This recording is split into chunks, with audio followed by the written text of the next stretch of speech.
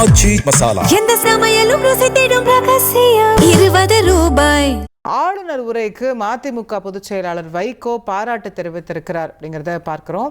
வெற்றி தமிழகம் அப்படிங்கிற ஒரு தாரக மந்திரத்தினோடு பல திட்டங்கள் சொல்லப்பட்டிருக்கிறதும், அரசனுடைய திட்டங்களை ஆளுநர் உரை எடுத்து சொல்லியிருக்கக்கூடிய விதமும், பல்வேறு விஷயங்களை சாதி மத வேறுபாடுகளை கடந்து முதலமைச்சர் விஜய் அவர்களுக்கு மக்களுடைய ஆதரவு இருக்கிறது அப்படின்னு ஆளுநர் சொன்னது உண்மை அப்படின்னும், இது போன்ற பல தொலைநோக்கு திட்டங்கள்லாம் இருக்குது இந்த ஆளுநர் உரையில்னு சொல்லி மதிமுக பொதுச் செயலாளர் வைகோ பாராட்டு தெரிவித்திருக்கிறார். நம்முடைய செய்தியாளர் ரமேஷ் கூடுதல் விவரங்களோடு இணைகின்றார். ரமேஷ், வைகோ அவர்கள் வேற என்னென்ன விஷயங்களை ஆளுநர் உரை பற்றி பேசியிருக்கிறார், விரிவாக சொல்லுங்கள்.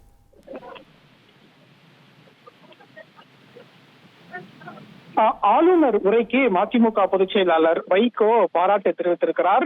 வைகோ வெளியிட்டிருக்கக்கூடிய அறிக்கையில பல்வேறு விஷயங்களை குறிப்பிட்டிருப்பதை பார்க்க முடிகிறது. குறிப்பாக தமிழ்தாய் வாழ்த்துடன் தொடங்கிய சட்டமன்ற கூட்டத்துல உரையாற்றிய தமிழ்நாடு பொறுப்பு ஆளுநர் உரைக்கு வைகோ வரவேற்பு தெரிவித்திருக்கிறார்.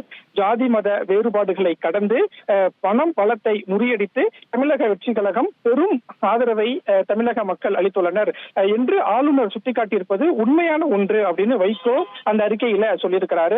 மதசார்பின்மை, சமூக நீதி, மாநில உரிமை, சிறுபான்மையினர் நலன், மீனவர் நலன் என்று பல்வேறு நிலைகள்ல நிலைநிறுத்தக்கூடிய அரசாக புதிய அரசு இருக்கு அப்படிங்கிறது ஆளுநர் உரை மூலமாக அதை பிரகடனம் செய்திருப்பது நம்பிக்கை தருகிறது அப்படின்னு வைகோ சொல்லியிருக்கிறாரு. அதே மாதிரி மக்கள் ஆட்சியில் மக்களே மன்னர்கள் என்று உரைத்த பேரறிஞர் அண்ணாவின் மணிவாசகத்தை சுட்டிக்காட்டி இந்த அரசு மக்களுக்கான அரசு என்பதை ஆளுநர் உறுதி செய்திருக்கிறார் அப்படின்னு வைகோ அந்த அறிக்கையில சொல்லிருக்கிறாரு.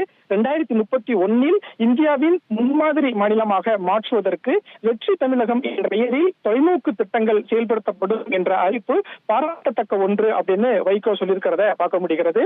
அரசு நிர்வாகத்துல புறையோடி கிடக்கும் லஞ்ச ஊழல்களை அடியோடு ஒழிக்கவும், நேர்மையான வெளிப்படையான நிர்வாகத்தை உறுதிப்படுத்த அனைவருக்குமான தமிழ்நாடு அரசு திட்டம் அப்படின்னு சொல்லியிருப்பதும் பாராட்டக்கூடிய ஒன்று அப்படின்னு வைகோ சொல்லியிருப்பதை பார்க்க முடிகிறது.